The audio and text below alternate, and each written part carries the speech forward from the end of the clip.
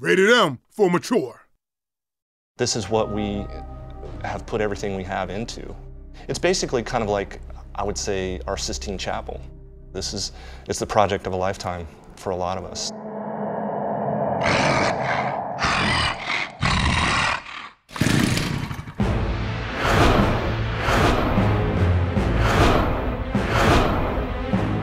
Video games are absolutely art. It's the new expression, I think, of our times, where it combines music, cinematography, 3D art, everything together into one piece. I think video games are absolutely art, and I think if a person were to say they're not, it would be an insult to every single hardworking person on this team who's bled their soul into the product.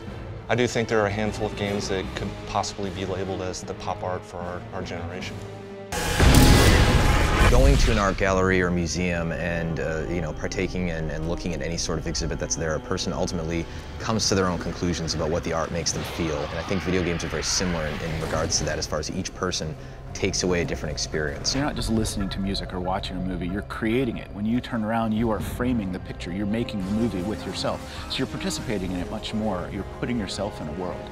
I would say sometimes it can be really frustrating if the player runs through the level and turns the wrong way, or looks left instead of right. He could totally go by this thing that you consider one of the best things you've ever done and totally misses it. But in the end, if the player wants to stare straight at the ground, they can, and that's what makes it art for them, that they get to participate.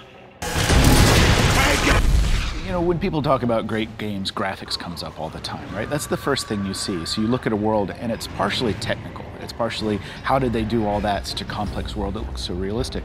But it's partially art as well. We won the best graphics for Gears of War, the first one. We also won best technology. And I went up and accepted the award both times at the Game Developers Conference and said, we're so great technically because of our artists making us look good. And our artists look so good was my next speech, because technically we're so strong, right? It has to come together to make great graphics. When you look at a video game and see a certain amount of graphical fidelity, it's important to separate that from what actual artistry is.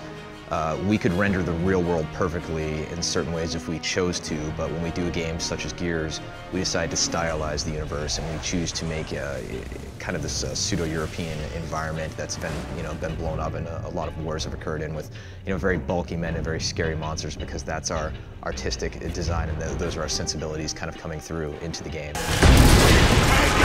One of the scenes that personally resonates with me as far as a vista in Gears 2 is the sequence at the beginning of Sinkhole, when Marcus and Dom kind of come out and they see this section of city that's been sunk, and Marcus says to Dom, there it is, the beginning of the end.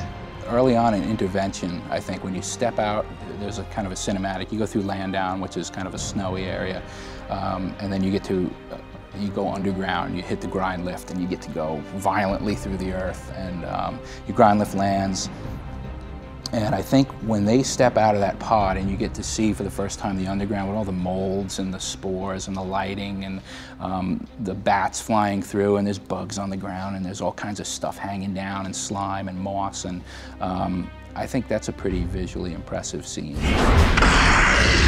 There are a number of influences that personally kind of affected my output creatively working on the product of Gears. First and foremost, a trip to London like 5 or 6 years ago that I had, in which just kind of experiencing the mix of the old and the new, the architecture that's been around, the sense of history, the sense of place. It was tremendously influential. As well as musically, was listening to a lot of the Requiem for a Dream soundtrack back in the day when working on the first game. And those kind of sad chords by the Kronos Quartet, and that same hook that's reused in a lot of techno and rap beats is something that resonates all the time when working on a computer. Personally, it's Frank Frazetta, H.R. Giger, stuff like that. Growing up, that these artists have influenced my tastes. I'm particularly like kind of the World War I and World War II German military tech. There's something about the German military stuff. It's purpose-built and it's over-constructed, and when you look at it, you know it's meant to blow stuff up. I kind of take that idea and put it into everything I do for Gears, that everything's built with a purpose, and that's generally to blow stuff up. The thing is given, even the smallest detail is given the same amount of love as the giant towers or the huge creatures that you see walking across the screen. Right down to how we designed the architecture in the world. It's all based on this beautiful European architecture, some of the French influence and stuff like that.